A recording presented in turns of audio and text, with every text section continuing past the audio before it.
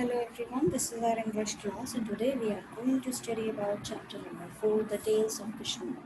So before going through the chapter, I would like to give you a small intro of this chapter.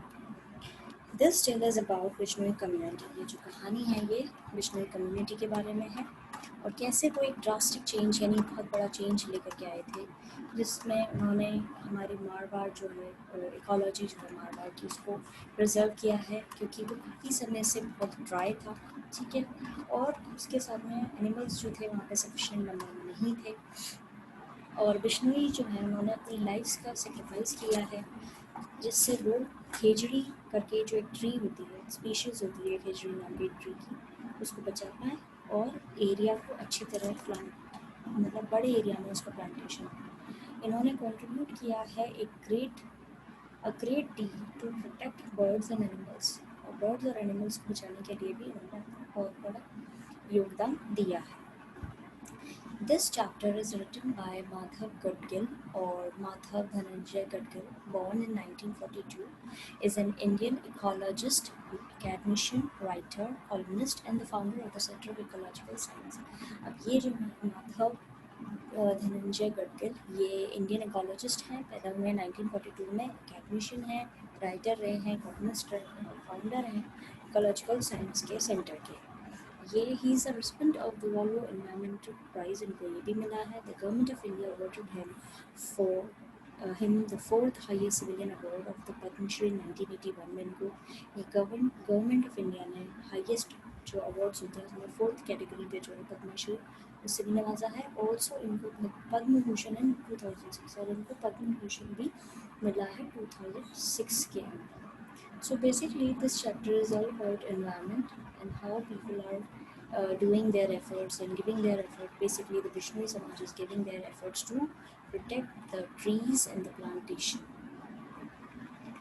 Okay, so we shall now study.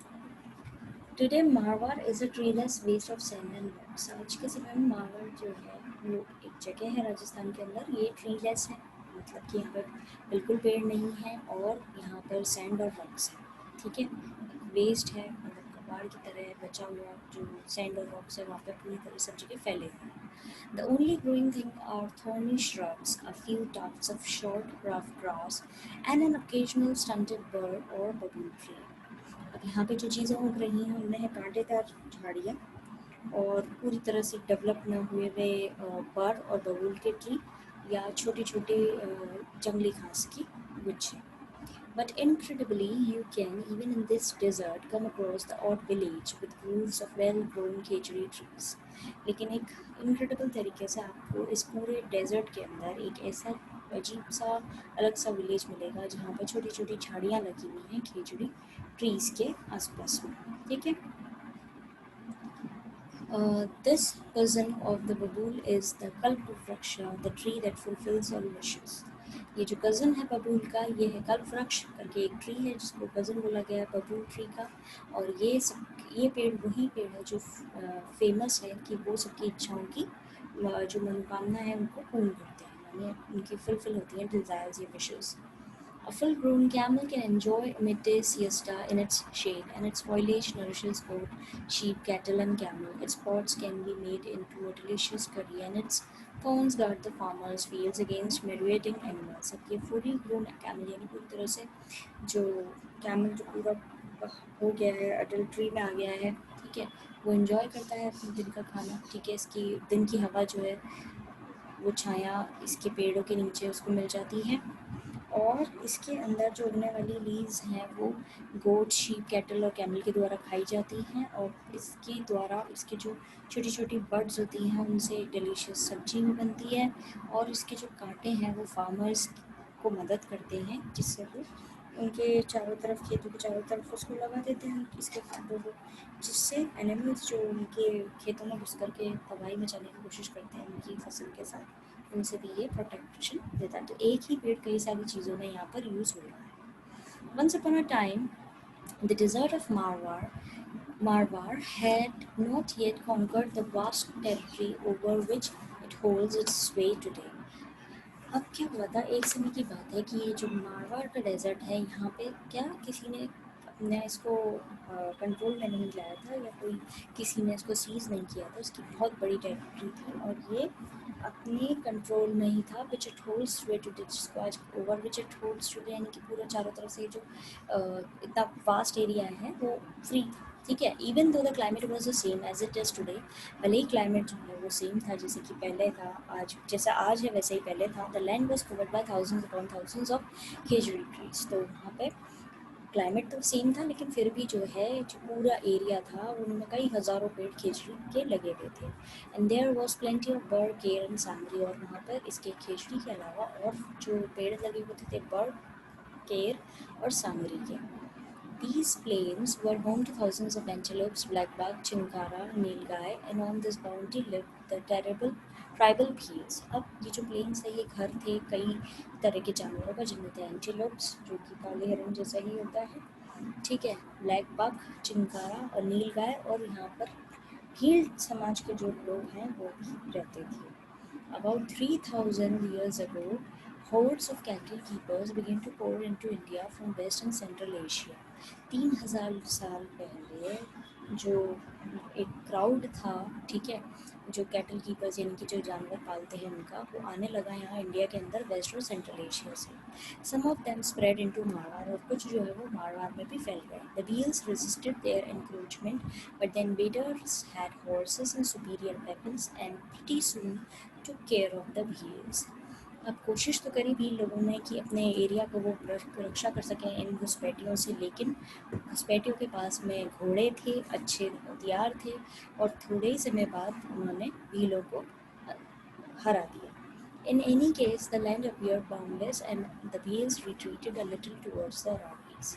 और जल्दी ही ये जो land है ये बिल्कुल क्या हो गया, उनसे फ्री हो गया, और भील्स जो हैं वो वापस कहाँ चले गए, अरावली की तरफ चले गए। The population of Marwar was on the increase, population जो है मारवाड़ की वो बढ़ रही थी। But as centuries passed, the large herds of cattle began to affect the vegetation. जैसे जैसे सदियाँ बीतती गईं वैसे वैसे जो झुंड था जानवरों का उससे इफेक्ट आने लगा वेजिटेशन का, खेती बाड़ी में। The seedlings and saplings were grazed down and had little chance to grow.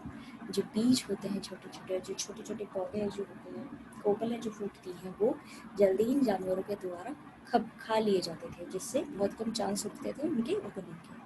Invaders in the tribal fields found less and less to sustain themselves. और ये घुसपैठिए थे ये और जो भील समाज था उनको बहुत कम मिल पाता था खुद के बचाव, मतलब कुछ खुद उनके लिए कुछ बचता ही नहीं था वेजिटेशन के तौर पे देखा जाता। Finally, the 13th century AD saw the final conquest of the Bhils by the Rathors of Kannauj. अब 13वीं शताब्दी के अंदर जो भील समाज थे, ठीक है, ये जो पूरा एरिया जो था जो भील जिस पर रहा करते थे, ठीक है, the final conquest of the Bhils by the Rathores of Kannauj, जो राठौर थे कन्नौज के, उन्होंने इस एरिया पे क्या किया, जीत हासिल कर ली। The Rajput now rule the whole of Marwar, अब राजपूत जो है वो पूरे मारवाड़ पे राज करने लगे। Marwar In the year 1945 AD, during the reign of Rao Jodhaji, one of the bravest of the Rathore kings, an extraordinary child was born in the village of Pipasa. 1451 AD के दौरान जो वहाँ के राजा थे राव जोधाजी, उनके घर में एक बहुत ही साहसी राठौर राजा पैदा हुआ, और एक एक्स्ट्रा ये जो राव थे जोधाजी, ये खुद एक ब्रेवेस्ट किंग रहे हैं, राठौर किंग, और इनके घर में एक एक्स्ट्राऑर्डिनरी बच्चा पैदा हुआ, ठीक है, और वो कौन से गांव में पैदा हुआ था, पीपासा। His father was a headman Thakur लोहात and his mother was हमसा देवी. उनके पिताजी जो थे उस बच्चे के वो थे ठाकुर लोहात, हेडमैन थे वो, और मदर जो थी वो हमसा देवी. The boy was called Jambaji, बच्चे का नाम रखा गया Jambaji. As a little boy he was given the task of looking after his father's large herd of cattle and sheep.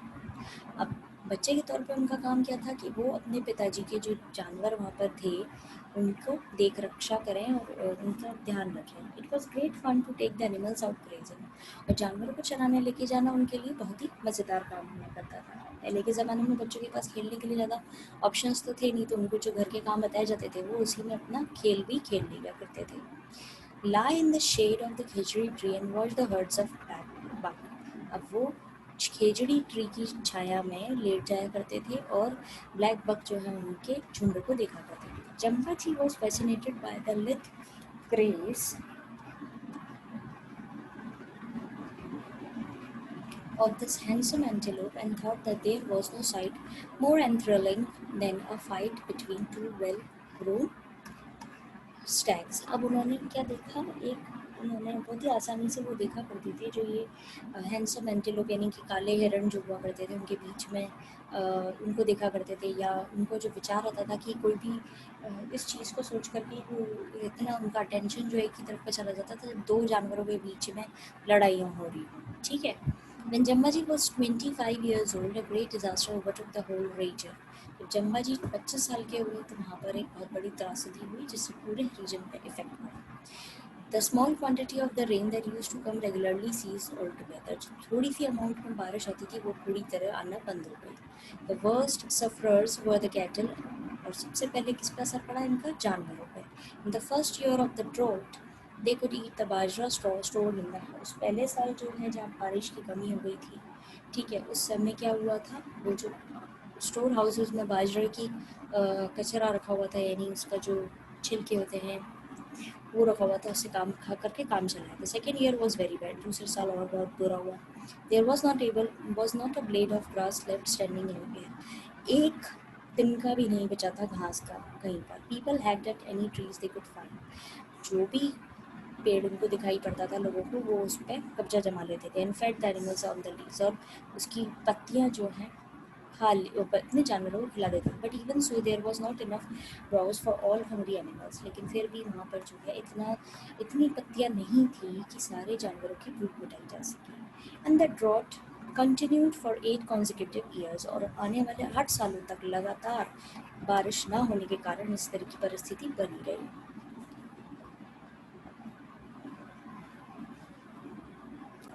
The people had hacked and hacked the last bit of foliage from all the trees, which finally began to dry up. लोगों ने सारे पत्ते निकाल लिए थे हर एक tree के जो बचा बचा था। When the stored grain was exhausted, people ate khechari pods and the flour of the dried bird seeds. जब जमा किया हुआ धान खत्म होने लगा तो लोग बागों ने खिचड़ी के पॉट्स खाना शुरू करा, टोपले खाना शुरू करा और सूखे हुए बेर के सीड्स खाने शुरू करे। When this too was exhausted, they tore the bark of the sangri trees and powdered and cooked it. जब ये भी खत्म हो गया तो उन्होंने सांगरी टी की जो छाल होती है, बार्क, उसको उतारा, पाउडर बनाया और उसको पकाया। They hunted every one of the starving black bugs and finally they abandoned all hope and migrated in masses. उन्होंने जानवरों का शिकार किया जिसमें ब्लैक बग्स थे, वो भी भूखे थे जो उनका शिकार किया, और फाइनली उस जगह को खाली कर दिया और दूसरी तरफ चलने लगे, बस गए जाकर के जहाँ उनको कुछ उम्मीद मिले। 10,000 of cattle perished on the way। और 10,000 जानवर जो है उस समय ख़त्म हो गए थे, मर गए थे। By now the whole country was barren। अब इस समय तक पूरी कंट्री जो है वो बंजर हो चुकी थी। There was not a tree in sight for miles together, not a single cow or black buck। वहाँ पर बहुत दूरी, जहाँ तक नज़र जाए वहाँ तक एक ट्री भी नहीं दिखता था, ना ही कोई काव दिखती थी, ना ही कोई ब्लैक बक दिखता था। The only people to hold on were big landlords like Jambaji's father with huge stores of bajra that somehow lasted through the difficult times। जो कुछ लोग वहाँ बचे थे वो थे बड़े ज़मींदार जैसे कि जम्मा जी के पिताजी, जिन्होंने बहुत ज़्यादा अमाउंट में बाजरा इकट्ठा कर रखा था और किसी तरह इस मुश्किल भरे समय में वो वहाँ पे सर्वाइव कर पा रहे थे। Jambaji was much affected by this drought. Jambaji पे बहुत गहरा असर पड़ा था इस तरह की सूखे का। Many were the nights he spent in the wakefulness because of the sufferings he saw around him। कई रातें उन्होंने बिना नींद के बिता दी थी क्योंकि वो उनके आसपास जो लोग सफ़र कर रहे थे उनको देख करके वो दुखी थे। The dying cattle, the starving children, they haunted him day and night। मरते हुए जानवर, भूखे बच्चे उनको दिन रात सताया करते थे। And finally at the age of 34 he had a vision।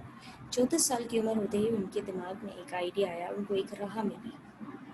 He saw men intoxicated with his own power। उन्होंने देखा कि आदमी जो है अपनी ही पावर से इंटॉक्सिकेटेड है, यानी अपनी ही पावर को लेकर के वो एक्साइटेड है। Destroying the world around him, और अपने आसपास की सारी लोगों को, दुनिया को ख़त्म कर रहा है। And he decided to change it all, और उन्होंने डिसाइड किया कि वो इस चीज़ को चेंज करेंगे. If life was to flourish again in this desolate land, Jamaji saw that man would have to live in a different way and according to different tenets and beliefs.